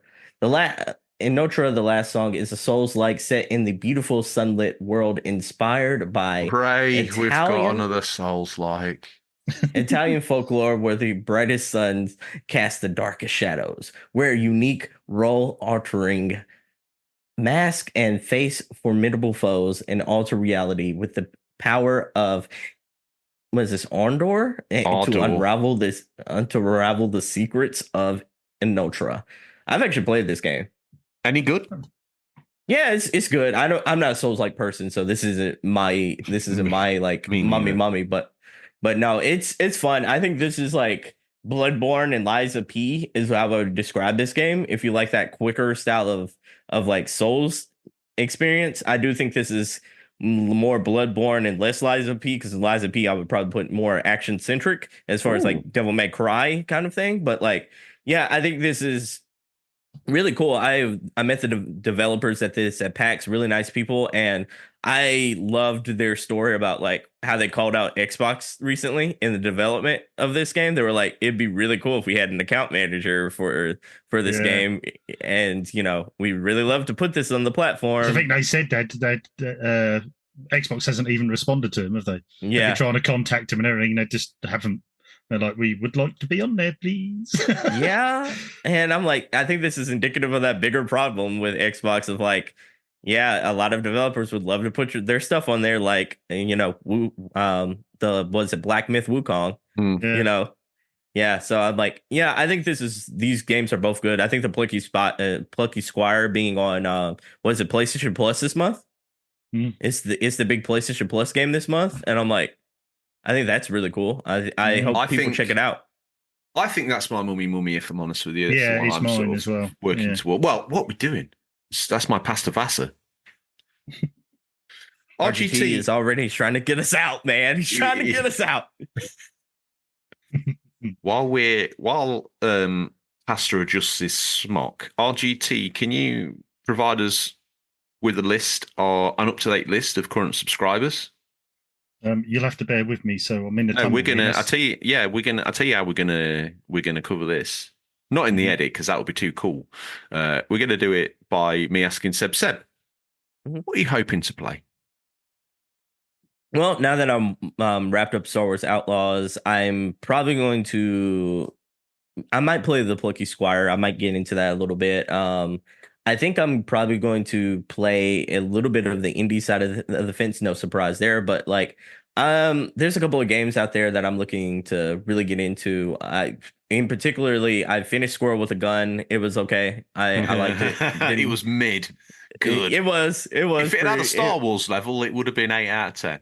Yeah. I think there's a game right now that I just got a code for called I Am Your Beast. It is. Yeah? Who's so the developer good. for this? It is the same team that did El Paso Elsewhere.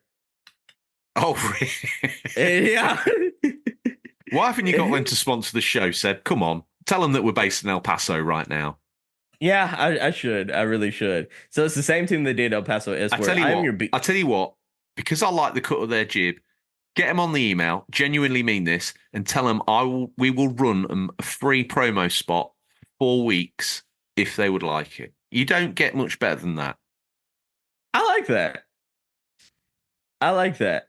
So I'm Your Beast is like basically it is a ruckus, fast-paced FPS game that is it's a single-player FPS game. Yes. It's almost like Hotline Miami meets like Miami meets like that old school zombies from Black Ops, but it also has like a covert kind of, I guess you could say, action-centric style to it. It's almost like have I played this? Have we played this RGT somewhere? Sorry, what was that called again? Did we see this at WSD Live or something? Sorry, what was that? I didn't hear you say. I Am Your Beast. Ooh. That rings just the way you described it. It was like, oh, I've played this. I'm sure that was there. It's fast-paced. It's like, it sort of looks like it could be like a PS3 type game as far as the art style goes, because it's indie, but then like it has all the action style of like the fast-paced action of like a John Wick, of like you are mowing down these people, but then it's almost like in a Borderlands almost kind of like art style. And it is it's tickling the back of my thalamus.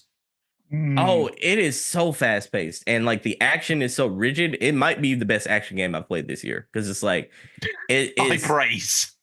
Oh my goodness, it's like so instead of it being like an open world, all the levels are curated, and like in that same curation is like the Hitman thought style of like, you know, I like Hitman, you can do all these sorts of really cool things but you can do everything differently each time you play a level, because like there's so many like setups. So like in this one, there's killer bees in a tree above like a campsite. I can choose to throw my knife at these people, or I can choose to like pick up a gas canister nearby, chunk it into the fire, and then just like explode them off. It sets off the alarms throughout the like the camp, but I can like choose to use those like throw the knife anyways, pick up those bees, throw it at the next person that comes, and you're doing everything in extremely fast pace. It's like it's the GoldenEye perspective, but it's the John Wick like mowing down mentality, and you have to do things as quickly as possible. It doesn't encourage like stealth at all. It is guns blazing.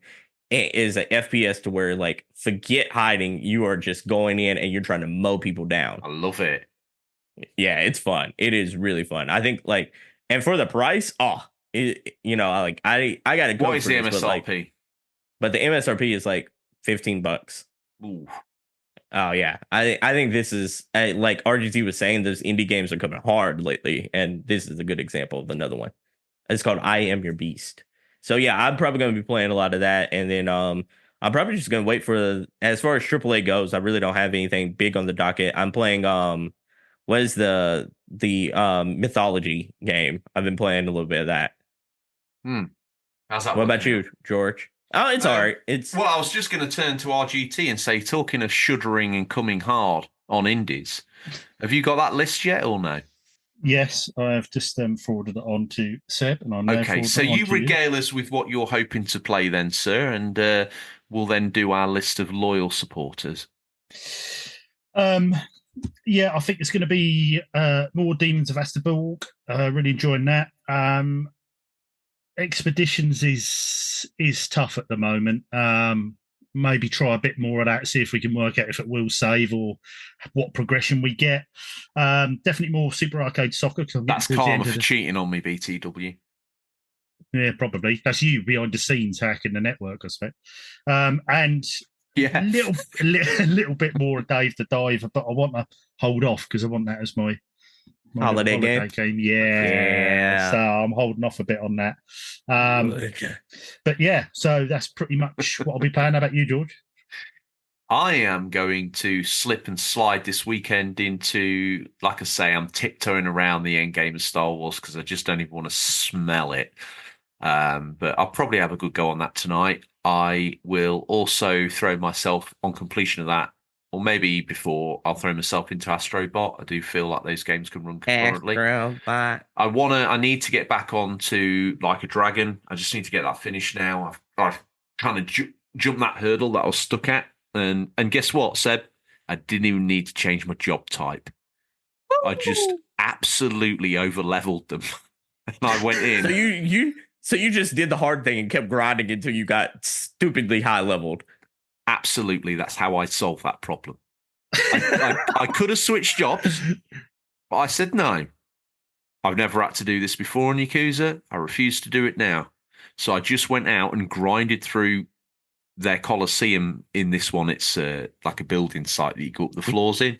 I literally grounded through that innumerable times. And then I went back there and slapped him around like a kid. That's just stubborn. Stubbornness. Yeah, but you know what? When he went down, it was one of the best feelings ever in a game. It was like, yeah, get down. Piece of dirt. Stay down. And then it's Astrobot might be your favorite platinum that you're ever going to get, by the way.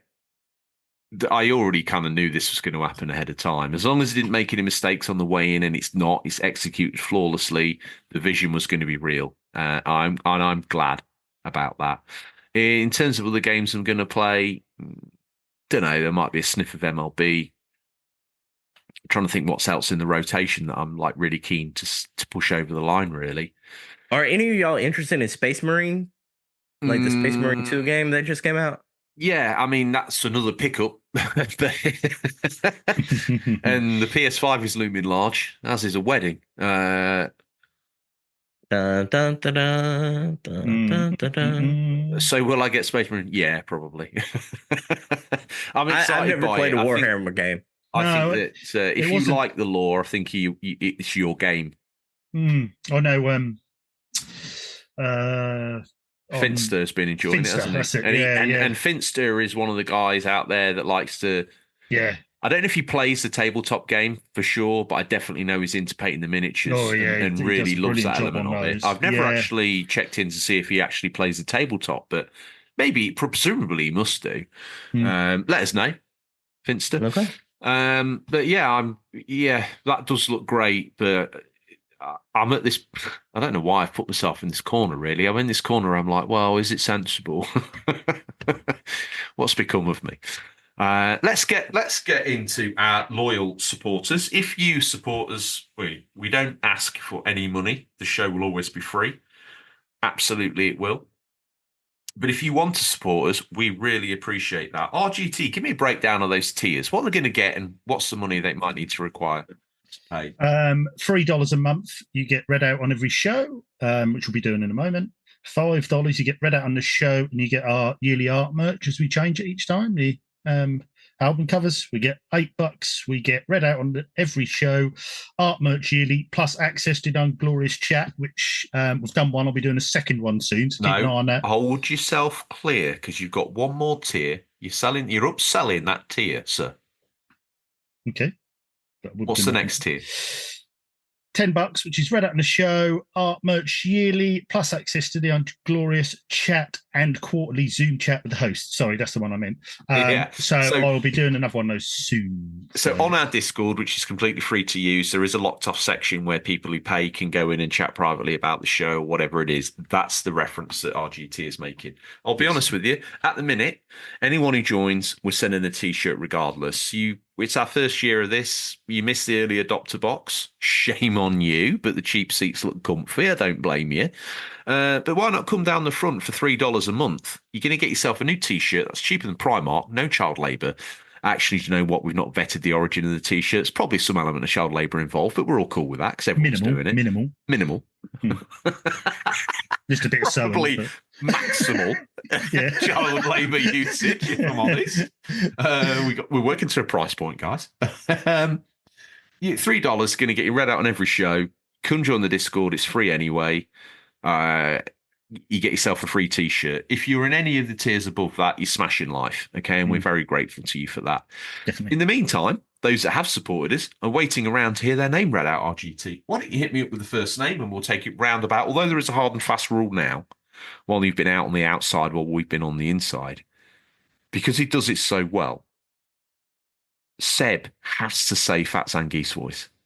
No worries. Yeah, we'll make sure that Seb's on the last one there then. So who's first then, you sexual menace? We've got the one-man George fan club, Carlos. Yeah, it's worked out well that you started, hasn't it? Yeah. Yeah. Then we've got Nathan George. Firm returns. Did I get the right list? You did. You're looking for Trestles. Okay. Trestles, New York. Then we've got Bada Bing Star. Which means I get the super handsome, sexy Tingle Tuner. Digital Monkery. We get Rose Space Monk. Which means I get to defile the gaming gram.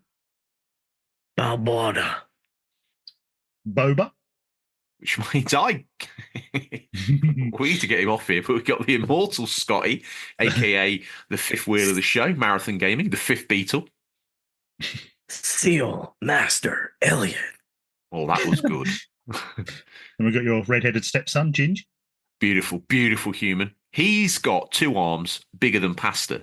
Yes. Don't say it too loud. Who's next? Oh, is it me? Yeah. Oh, that means I get the glorious Emma Sharp, and I've had a DM. She's back on the apps just to keep things up to date. Harvey Retro. Then we've got the wonderful Greg, nowhere near Berlin. Yeah, which means I get to have Mumsy. The RGT Fan Club. Yeah, the real one. In your face, you dirt. Fine. Then You're we've the got, OG. yeah, well, yeah, I don't think so. Well, you must Pete be. Brocklehurst. Thanks, Pete. Is it me now? Yeah, you got the next 2. Fine, yeah, I like the way that's worked out. So I get Billy Marmite in the immortal Simon Pright. Thank you to all of you, which means, and I genuinely mean that to anyone that does sub to the show. Yeah, I genuinely say every week you don't have to. The fact that you do is unbelievable. So thank you so much for that. Which means that we turn to the immortal Triple S for this final name, sir. What is it?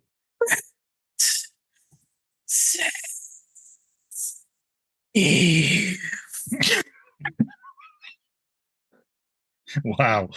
I want I'll that be as honest. my message tone on my phone. I've had a couple of rolls in the tumbleweed over that myself. Absolutely peerless. Also, do you know what? Fanzangief messaged in with a DM and asked us to read his voice in that way for a bit of fun. If you support the show and you want your name read in a specific way, patience as well, because it probably get out of control. Right? If you want that, you got it. All right. And thank you to everyone that listens. That's our next tier. That's the next tier, by the way.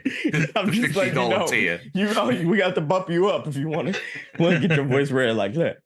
Well, at the minute it's free. All right. So we need to get you hooked on it, and then we'll charge. Listen, genuinely thank you to everyone that puts their hand in their pocket, and genuinely thank you to everyone in the cheap seats. I know they're comfy, but come down for the price of one coffee a month. You can literally support the show. You get your name read out, and you get your name in our hearts etched deep in there. Thank you so much to all of you in every country that listens to us. I genuinely mean this from my heart. You're making the difference, guys. Thank you. With all that said and done, gentlemen, is there any more to discuss, or shall I summon the pastor back to our area, RGT duck down, like Mal Yes. Evans Beatles style behind us in I'm the just bush? getting in Great to see you, Let me RGT. let me get I deep miss in you. this bush. Hang on. Oh, yeah, I'm in. Also, in the lore of the show, this money is a contribution towards our freedom fund that RGT and Bobby are using to get us out of El Paso. If you want to see your brothers free, we need help. Hurry up before Pastor smothers me in mayonnaise and makes me perform live.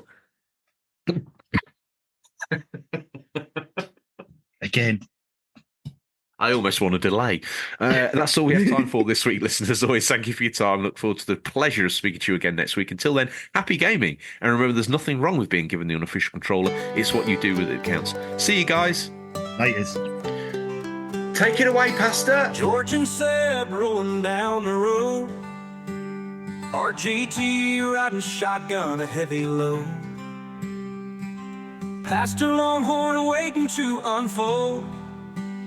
In El Paso, Texas, tales been told. One arm big, a sight to see. Pastor preach, set you free. George and Seb, they bend the knee. RGT nodding yes in glee. Join the cult in El Paso town, where Pastor Longhorn's got his crown. One arm high, the other down.